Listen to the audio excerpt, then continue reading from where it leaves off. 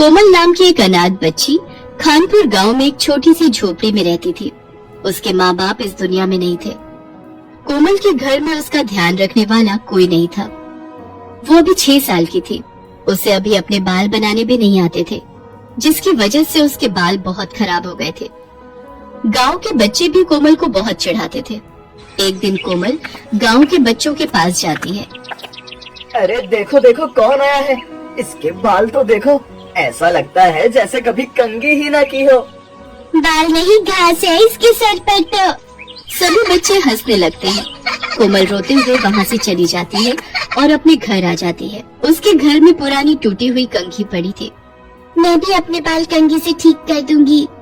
वो उस कंघी से अपने बालों को कंघी करने लगती है, लेकिन उसके बाल इतनी बुरी तरह से उलझ गए थे कि उनको ठीक करना आसान काम नहीं था। माँ, अब कहाँ चली गई? यहाँ कोई भी मेरे बाल नहीं बनाता। सब बच्चे मुझे चिढ़ाते हैं। मेरे बाल घास जैसे हैं। अगर आप होती तो मेरे बाल भी बाकी बच्चों की तरह सुंदर होते। कोमल जोर जोर से रोने लगती है, लेकिन उसके घर में उसे सुनने वाला कोई नहीं था। कुछ दिन बाद कोमल जंगल से लकड़ियाँ लेने जाती है। जंगल से लकड़ियाँ निकालते समय उसके बाल झाड़ियों में फंस जाते हैं। अरे मेरे बाल कहाँ फंस गए? बहुत कोशिश करने के बाद भी बाल झाड़ियों से निकल नहीं रहे थे।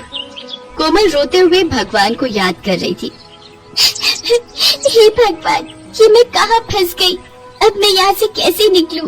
मेरे बाल बहुत दुख रहे हैं। मेरी मदद करो भगवान। और तभी वहाँ लगे एक बड़े से पेड़ से आवाज आती है। तुम रोना बंद करो, मैं अभी तुम्हारे बाल निकालता हूँ। तभी पेड़ की जादुई शक्ति से कोमल के बाल झाड़ियों से निकल जाते हैं। कोमल डरते हुए उस पेड़ की तरफ देखती है। तुम घबराओ मत, मैं तुम्हें कुछ नहीं करूँगा। मैं एक जादुई पेड़ हूँ। जादुई पेड़? आपका बहुत बहुत धन्यवाद। आप नहीं होते तो मैं जंगल में ही रह जाती। तुम यहाँ क्या कर रही हो? मैं लकड़ियाँ लेने आई थी यहाँ, लेकिन मेरे बाल घास जैसे हैं, इसलिए झाड़ियों में उलझ गए। मेरे माँ बाप इस दुनिया में नहीं है। घर में मेरा ध्यान रखने वाला भी कोई नहीं था, और न ही मुझे बाल बनाना आता था। तभी से मेरे बाल ऐसे घास जैसे हो गए। मैंने इनको ठीक करने की बहुत कोशिश करी, लेकिन अब ये ठीक ही नहीं होते। मेरे ऐसे बाल देखकर मुझे गांव के सभी बच्चे भी चिढ़ाते हैं। ऐसा बोलते हुए कोमल की आंखें भर आती हैं। अब तुम्हें कोई नहीं चिढ़ाएगा। तभी वो जादुई पेड़ अपनी शक्तियों से कोमल के बाल सुनहरे रंग के कर देता है। अरे, मेरे बाल सोने के बाल हो गए। कोमल अपने सोने के बाल देखकर बहुत खुश होती है। अब तुम्हारे बाल सोने के बाल बन गए हैं। तुम्हारे बाल दुनिया में सबसे सुंदर होंगे। अब तुम्हें कोई भी घास जैसे बाल बोलकर नहीं चिढ़ाएगा। कोमल अब घर आ जाती है। उसे रास्ते में जो भी देखता है, उसके सोने के बाल देखकर सब हैरान हो जाते हैं। 2 औरतें आपस में बातें करती हैं। अरे वो देखो, सोने के बाल वाली लड़की कितनी सुंदर लग रही है। अरे ये तो कोमल है। इसके बाल तो घास के जैसे थे, इसके बाल इतने सुंदर कैसे हो गए? गांव में चारों ओर सिर्फ कोमल के बालों की ही चर्चा हो रही थी। कोमल भी अपने सुनहरे रंग के बालों को देखकर बहुत खुश थी। सब लड़कियां कोमल से बालों का राज पूछती हैं।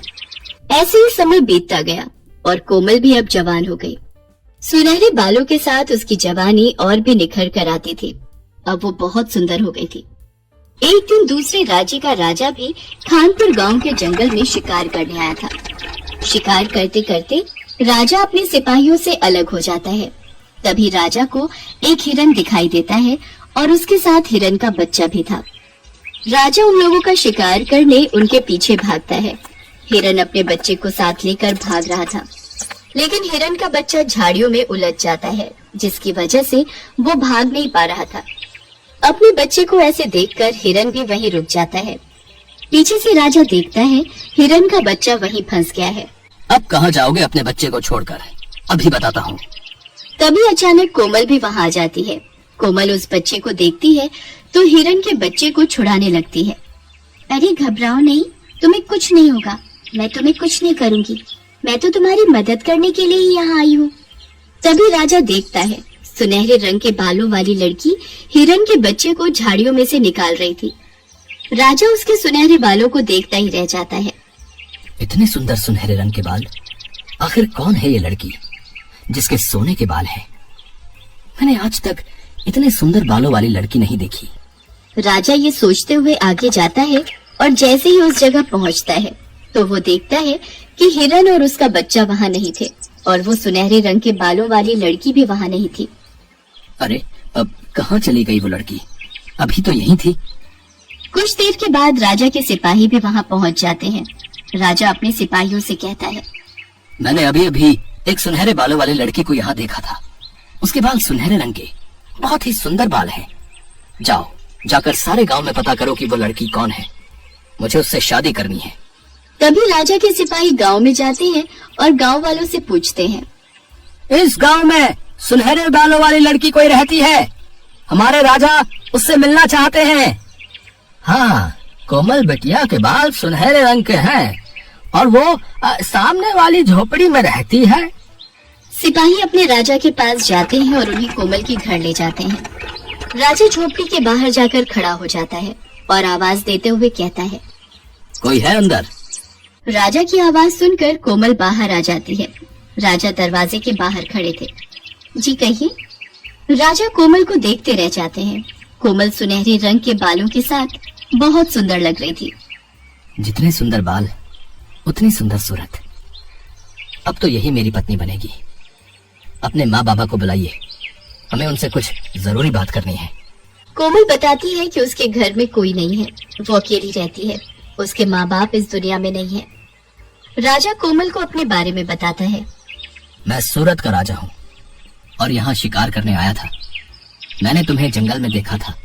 जिस हिरन के बच्चे को आपने छुड़ाया था, मैं उसका शिकार करने वाला था, लेकिन तुम्हारे सुनहरे बाल देखकर मैं तुम्हें देखता ही रह गया। क्या आप उस हिरन का शिकार करने वाले थे? लेकिन क्यों? इतने प्यारे जानवर को आप क्यों मारना चाहते हो? हमें आप बहुत पसंद हैं। हम आपसे शादी करना चाहते हैं। और हाँ, अगर आप हमसे शादी करने को तैयार हो गई तो मैं अभी से शिकार करना छोड़ दूंगा। राजा की इस बात ने कोमल का दिल जीत लिया था और पहली बार इतने बड़े राजा ने कोमल को शादी के लिए पूछा था।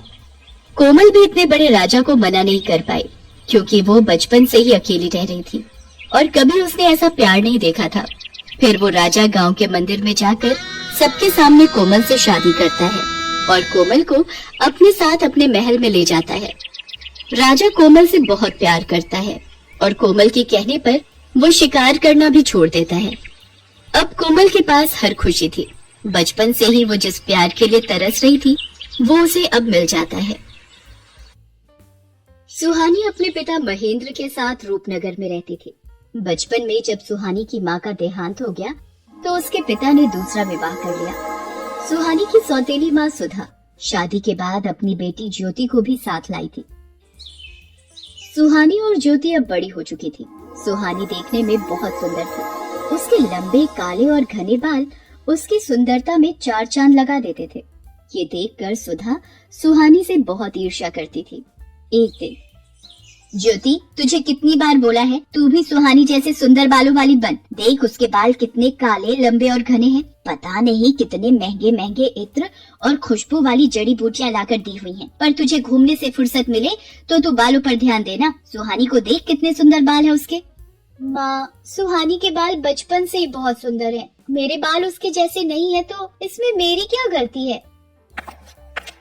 सुधा, सुहानी के लिए जो रिश्ते की बात की थी उन लोगों को सुहानी पसंद आ गई है।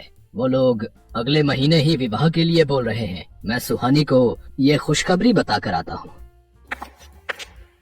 पिताजी, मैं आपको छोड़कर कहीं नहीं जाऊंगी। मुझे कोई विवाह नहीं करना। नहीं सुहानी बेटिया, हर कन्या के पिता को ये आस होती है कि उसकी पुत्री विवाह करके सकुशल अपनी ससुराल जाए। और फिर धर्मचंद जी जाने माने व्यापारी हैं, तो उनके पुत्र के साथ बहुत खुश रहेगी। और फिर सुहानी की शादी धर्मचंद जी के बेटे सुमेर चंद के साथ हो जाती है। सुहानी को अच्छा और पैसे वाला घर मिलता देख सुधा जलन से भर जाती है। मेरी पुत्री ज्योति का रिश्ता भी तो इतने बड़े सेठ के घर हो सकता था, पर इस सुहानी की वजह से ये संभव नहीं हो पाया। मैं भी देखती हूँ इसका विवाह इतने बड़े घराने में कैसे होता है। मेरी ये दवाई अपना असर दिखा देगी। सुहानी, जाओ जल्दी से स्नान कर लो, फिर विवाह के लिए तैयार भी होना है। हे भगवान, मेरे बाल कहाँ गए? मेरे सिर के तो सारे बाल गायब हो गए। ये कैसे हो गया? मैं गंजी हो गई। मेरे बाल कहाँ चले गए? पिताजी, पता नहीं, मैं नहाकर बाहर आई हूँ तो देखा मेरे सिर पर बाल नहीं है। पिताजी, अब मैं क्या करूँ? हे राम, ये क्या हो गया? तुम्हारे बालों से ही तो तुम्हारी सुंदरता थी, अब तुम गंजी हो गई हो। अब तो कोई भी तुमसे विवाह नहीं करेगा।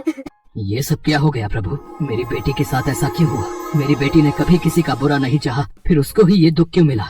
सुहानी का रिश्ता टूट जाता है। महेंद्र भी सुहानी को लेकर अब बहुत दुखी रहने लगा था। सुहानी जब अपने पिता को दुखी देखती तो वो भी फूट फूट कर रो पड़ती थी, और ऐसा होते देख सुधा और ज्योति मन ही मन बहुत खुश होती थी। अब तो नगर के लोग भी जब सुहानी को देखते तो उसे गंजी कहकर उससे डर कर भाग जाते। अरे, ये गंजी लड़की कितनी बदसूरत दिखाई पड़ती है। हाँ बहन, इसे देखकर तो डर लग रहा है। चलो यहाँ से चलते हैं। हे भगवान, सब लोग मेरे से नफरत करते हैं। मेरे भी सपने थे कि मेरा विवाह होगा, मैं भी अपने ससुराल जाऊंगी। मेरे सारे सपने चूर चूर हो गए। मेरी वजह से मेरे पिताजी भी आज दुखी है। फिर मैं जीकर क्या करूंगी? तभी सुहानी के सामने उसकी माँ प्रकट होती है। माँ, आप कहाँ चली गई थी मुझे इस दुनिया में अकेला छोड़कर? मैं तुम्हारी मदद के लिए धरती पर आई हूँ। तुम बहुत अच्छी लड़की हो। अब तुम्हें निराश होने की आवश्यकता नहीं है।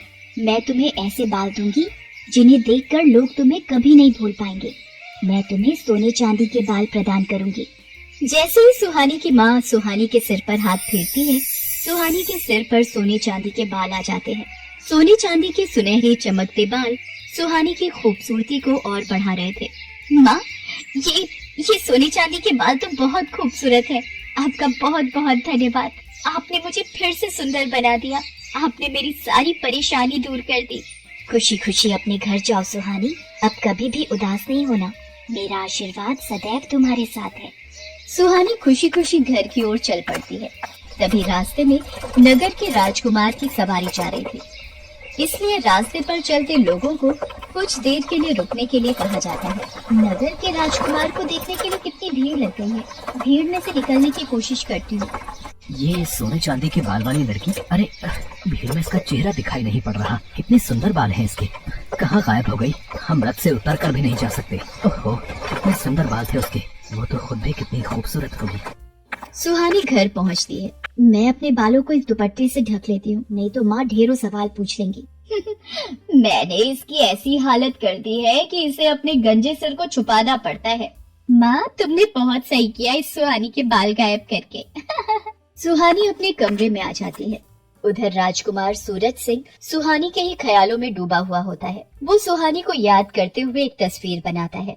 राजकुमार सूरज सिंह, आपके स्वयंवर की सारी तैयारियां हो गई हैं। दूर दूर से राजकुमारियों के लिए संदेश भिजवाया गया है। पर ये तुम क्या बना रहे हो? बिना चेहरे की तस्वीर? पिताजी, ये तस्वीर उस लड़की की है जिसके सोने चांदी के बाल हैं, और मैंने निश्चय किया है कि मैं इसी लड़की से विवाह करूंगा। बस मुझे उसे ढूंढना है, और वो कहाँ मिलेगी मैं यही सोच रहा हूँ। पुत्र, सोने चांदी के बाल वाली लड़की सिर्फ कहानियों में होती है। तुम ऐसी लड़की कहाँ ढूंढोगे? ये जिद छोड़ दो। पिताजी, चाहे मुझे पूरे नगर में ऐलान ही क्यों ना करवाना पड़े, मुझे सोने चांदी के बाल वाली लड़की ढूंढनी है, और जिस लड़की के भी बाल सोने चांदी के होंगे मैं उसी से विवाह करूंगा। सेनापति जी, नगर में ढिंढोरा पिटवा दिया जाए। जिस लड़की के भी बाल सोने चांदी के हैं हम उसी लड़की से विवाह करेंगे। राजकुमार के कहने पर नगर में ढिंढोरा पिटवा दिया जाता है। क्या राजकुमार सूरज सिंह उस लड़की से विवाह करेंगे जिसके बाल सोने चांदी के होंगे? मैं कल ही अपनी बेटी ज्योति के बालों में सोने और चांदी का पानी लगा दूंगी। राजकुमार को क्या पता लगेगा, और विवाह के बाद तो उन्हें ज्योति को स्वीकारना ही होगा। हाँ, ये ठीक रहेगा। सुधा की तरह ही नगर में बहुत सी औरतों ने जब ये बात सुनी तो उन्होंने अपनी लड़कियों के बालों में सोने और चांदी का पानी लगा दिया। अब तो नगर की बहुत सी लड़कियों के बाल सोने और चांदी के लगने लगे। ये देखकर सेनापति असमंजस में पड़ गया और वो राजकुमार सूरज सिंह के पास पहुंचा। राजकुमार सूरज सिंह जी, बहुत ही बड़ी समस्या आ गई है। नगर में जो भी लड़कियां विवाह योग्य हैं, उन सभी लड़कियों के बाल सोने और चांदी के प्रतीत हो रहे हैं। समझ में नहीं आ रहा है कि कौन सी लड़की है जिसके बाल सचमुच सोने चांदी के हैं। सच का पता लगाने के लिए मेरे पास एक उपाय है। नगर की सभी लड़कियों को राजमहल में बुलाया जाए। सेनापति नगर की सभी लड़कियों को राजमहल में आने का संदेशा देता है। ये लड़की कौन है? इसे भी महल में चलने का आदेश दो। सेनापति जी, पर ये तो गंजी है। सेनापति सुधा की बातों पर ध्यान नहीं देता और ज्योति के साथ साथ वो सुहानी को भी राजमहल ले जाता है। आप सबको मैंने इसलिए आमंत्रित किया है कि मैं अपने लिए उचित वधू ढूंढ सकूं, पर आप सबने ही अपने बाल सोने और चांदी के कर लिए। अब एक एक करके सभी कन्याएं इस फव्वारे के नीचे खड़ी होंगी और बालों की सच्चाई सामने आ जाएगी। ये क्या हो रहा है? अब तो ज्योति की सच्चाई राजकुमार के सामने आ जाएगी कि इसके बालों में सोने चांदी का पानी चढ़ा हुआ है। एक एक करके सभी लड़कियां फव्वारे के नीचे खड़ी होती हैं और उनके बाल धुलकर पहले जैसे हो जाते हैं। बस ये आखिरी लड़की रह गई है राजकुमार, इसे भी फव्वारे के नीचे खड़ा करना है। पर ये तो गंजी है, इसके बाल तो मैंने ये मैं क्या बोलने जा रही थी? इनमें से तो कोई भी लड़की सोने चांदी के बाल वाली नहीं निकली। पता नहीं वो कौन थी। बस ये आखिरी उम्मीद रह गई है। सुहानी घबराते हुए सिर से अपना दुपट्टा उतारती है। सुधा और नगर के सभी लोगों की निगाहें सुहानी के सोने चांदी के बाल देखकर दंग रह जाती हैं। सुहानी फव्वारे के नीचे खड़ी हो जाती है। उसके बाल तो सचमुच सोने चांदी के थे। ये देखकर राजकुमार खुश हो जाता है। हम तुमसे विवाह करना चाहते हैं, क्या तुम्हें मंजूर है? आपको पति के रूप में पाना मेरा सौभाग्य है, पर मेरे बिना पिताजी। सुहानी बेटी, अब वक्त आ गया है तो इस दुख भरी जिंदगी से आजाद हो जाए और खुली हवा में सांस ले सके।